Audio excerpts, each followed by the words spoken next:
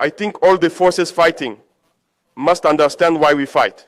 I often tell the element leader to be able to explain to the men why we fight. We do not fight because we want to fight. We fight because we were attacked. They came to impose a war on us. And why was this war imposed on us? I think everyone must understand this, because they want our land without us. And it did not start today. It has always been the case for Africa. Remember the slavery, where many Africans were deported. The brave, able-bodied ones, those who were of childbearing age, who were deported, many died and emptied Africa. Then came the era of colonization, when they came to our land. They massacred our ancestors. They killed as many as possible. Africa was colonized multiple times. And today, more than ever, it's a new form of colonization. And why does Africa suffer so much? Because we have resources that interest the imperialists. I wanted to stop by this morning to say congratulations to all the forces From Pawanji region by extension. Traore, congratulations on the work done. It's one of the most peaceful regions, and that doesn't mean it's over. You also encourage continuing the fight.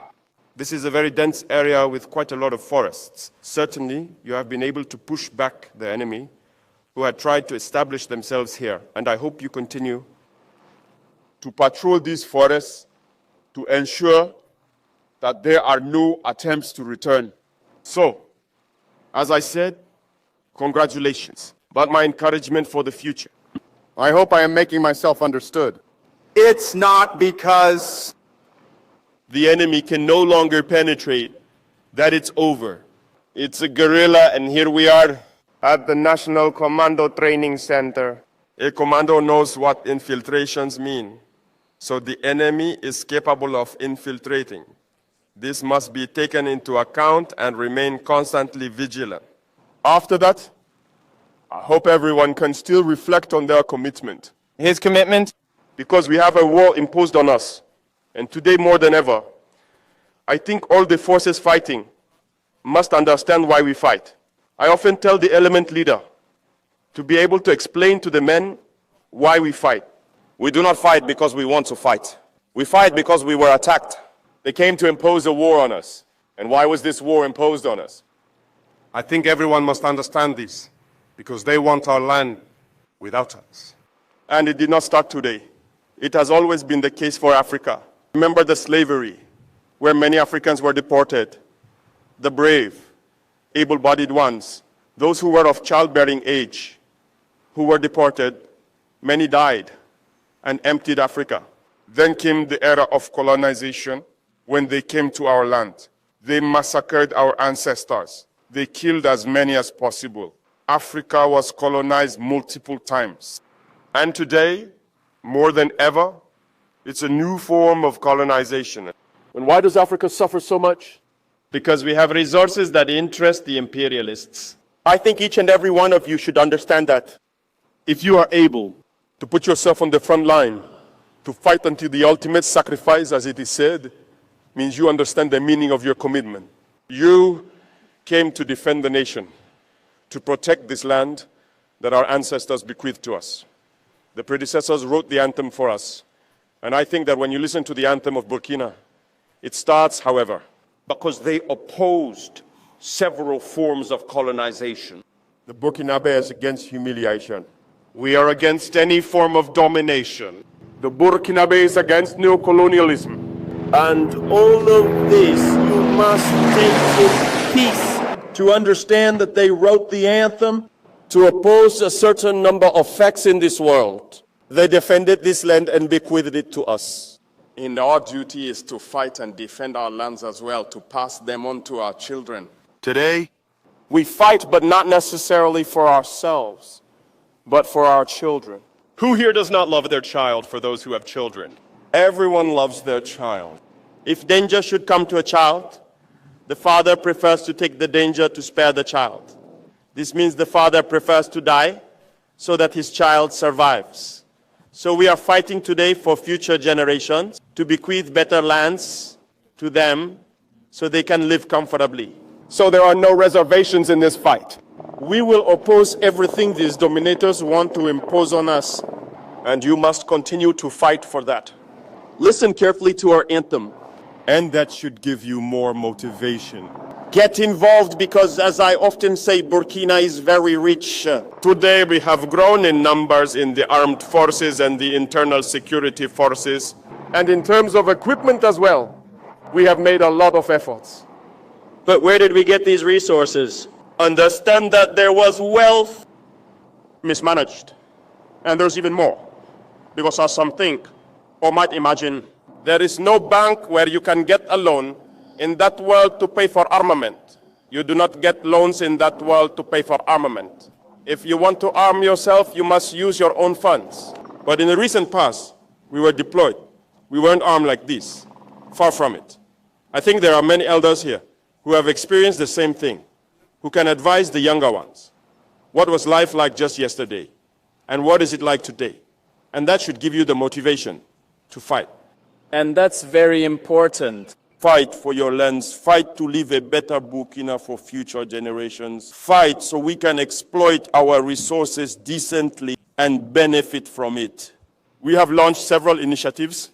Our parents in the village are more or less happy with what we are doing for them in terms of agriculture, because our population is mostly agricultural, and for everything we are doing in road infrastructure, to be able to move around and all that.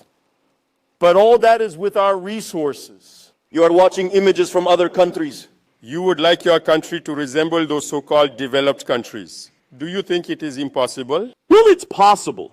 I was telling someone 2 years ago, I said, in other places, even animal hospitals are often better equipped than our hospitals here that treat us in terms of equipment and everything.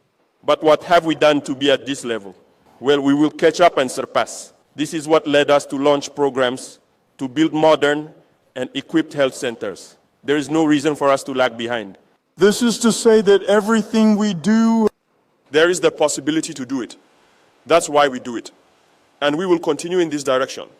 Those who have the chance to go for internships abroad, who take pictures by beautiful streets, beautiful buildings. It's possible here in Burkina. And that's what we will do so that you live comfortably and well. But for that, we must fight first. That's why I say one must reflect on their commitment, listen to our anthem and fight. You are very brave, very determined.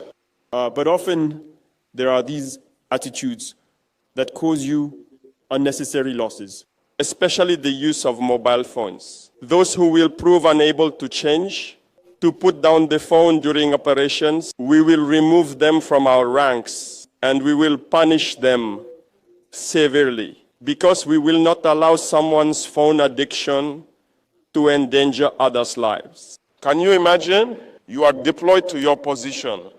Good soldiers show discipline, focused on their posts.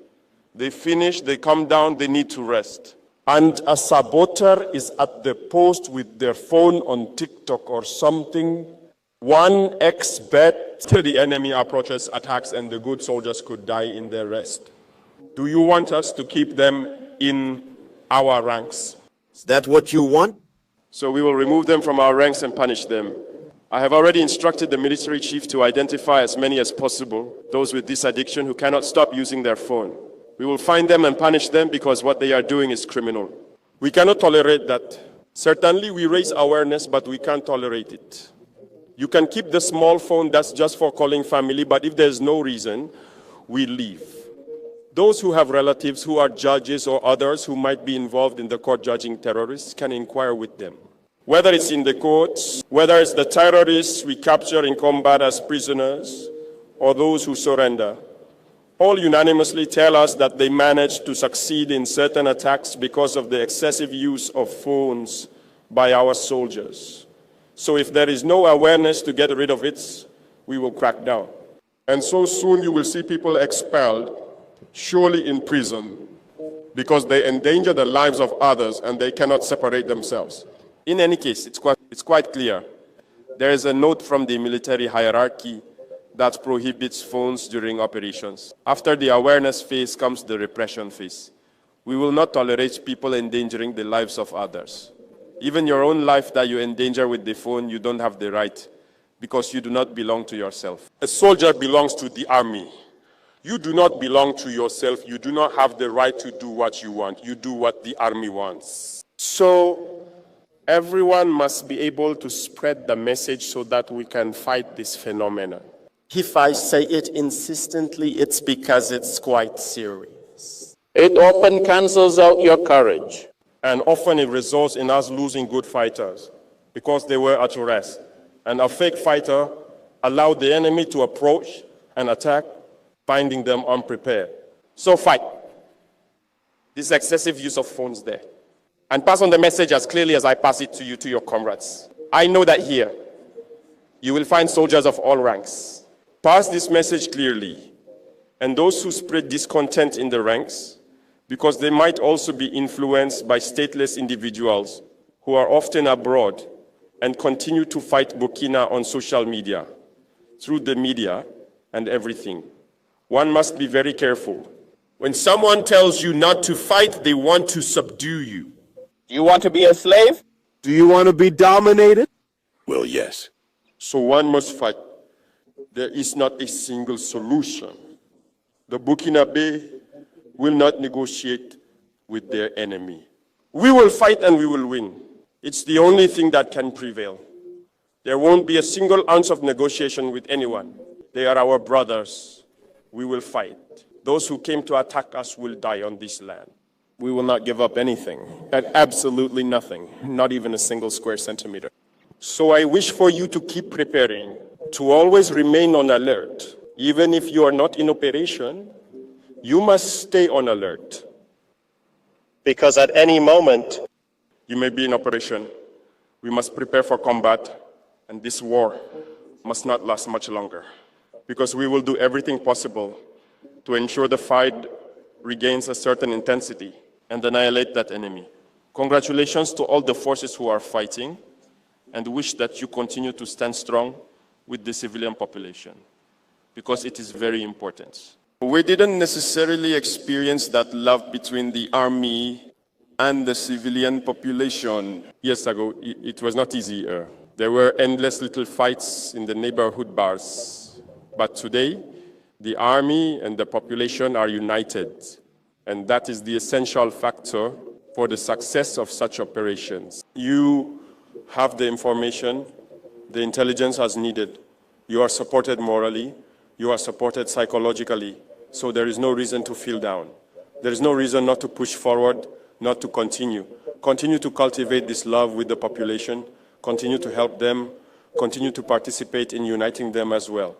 Because our past few decades of poor politics have contributed to weakening our various social layers, often dividing people over trivial matters. And your role also is to contribute today to uniting them, because your voices carry. Civilians believe in you. Today, when a soldier stands up and speaks to a dozen civilians, they listen, and it is easier for civilians to carry out what you are telling them. So each one of you must be an ambassador of peace, of cohesion for our brothers, civilians, and continue to play this role as well to enjoy these moments of love between us. Talk to them, bring them to unite, to be able to drop certain divisions that were born solely from politics. And you must contribute to this, because being a soldier is not just holding the weapon, running, killing. No. You are trained beyond that. If you defend a homeland, it means there are all these values that you embody and that you must also be able to use to unite your people. Civilian, good training for those who are still in training. Stay strong. Don't lose morale, okay? It's tough here, but only the tough make it through. And you are tough, and you must make it through. For those on the ground, I wish you very good luck in the operations. And keep scouring the various forests to detect any possible infiltrations. Continue to protect these people who only believe in you, who rely solely on. May God accompany you in your various missions. May God protect you throughout your different battles. May you return safe and sound